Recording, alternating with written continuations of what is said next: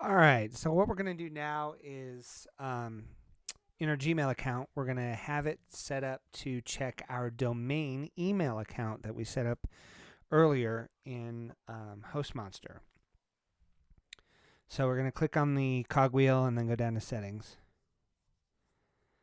Once we're in the settings menu, we're going to go over to accounts and scroll down to check Pop3 account. Click the little blue link here so we can get into the dialog box. We're going to type in our email address, the email address that we want to be able to check. So in this case, it's going to be the coupons account for living in Castle Rock, which is one of my domains.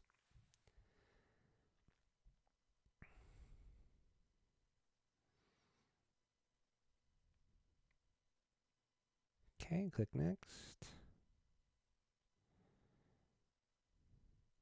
All right. Now what we need to do is type in the account username.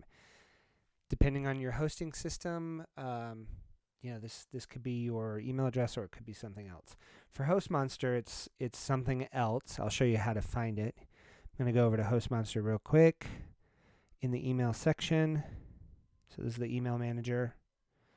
Scroll down to the account that I'm trying to add, and I'm going to go all the way over to the more and find the setting up external email. Scroll all the way down, and it'll have the vital information I need when setting up an external email client.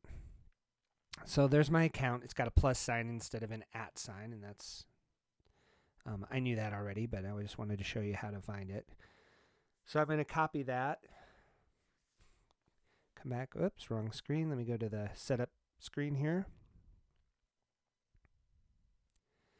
All right, so we're going to put that in there in the username. Then we got to put in the password. And of course, I don't remember my password because I never remember any passwords. I use this little tool called LastPass. So I'm going to check LastPass real quick, see if I have that password in the account. And doesn't look like it. So what I'm going to do is I'm going to go back to my hosting system and I'm just going to change the password to a new password, and then I'll know what it is. So back to the email accounts. Scroll down to the one I'm fiddling with. Go into change password, and I'm going to let it generate a secure password for me. So I'm just going to use the generate button. I'm going to copy this password into the clipboard. So I'll have it. Save that. Creates a nice secure password, a mixture of uppercase, lowercase, special characters, numbers.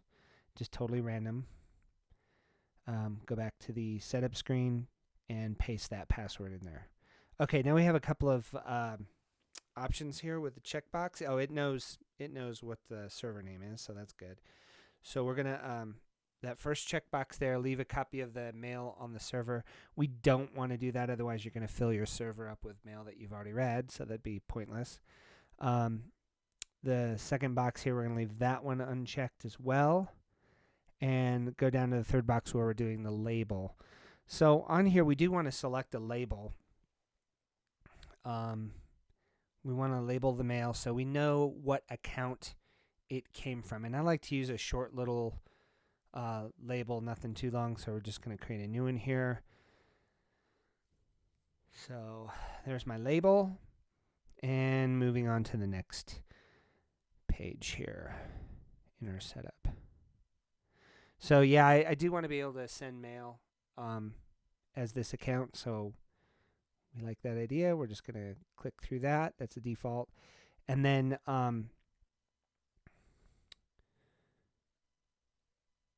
so we've got the name here. So I'm just going to put in a different name so that way when it shows up on other people's email account, it won't have my name. It'll have the email alias name that I want.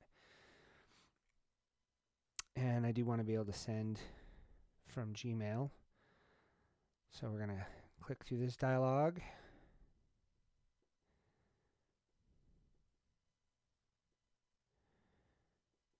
Okay, we're going to let Gmail handle be the basically the service that we use to send and receive mail. So we're just going to click through that.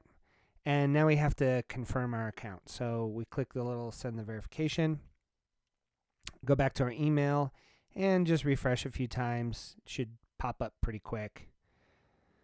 And there it is. So click on that. Now, I could just grab the little code there and paste it, go back to the other screen and paste it in, or there's a link here that does the whole thing. So I'm just going to go ahead and click on the link.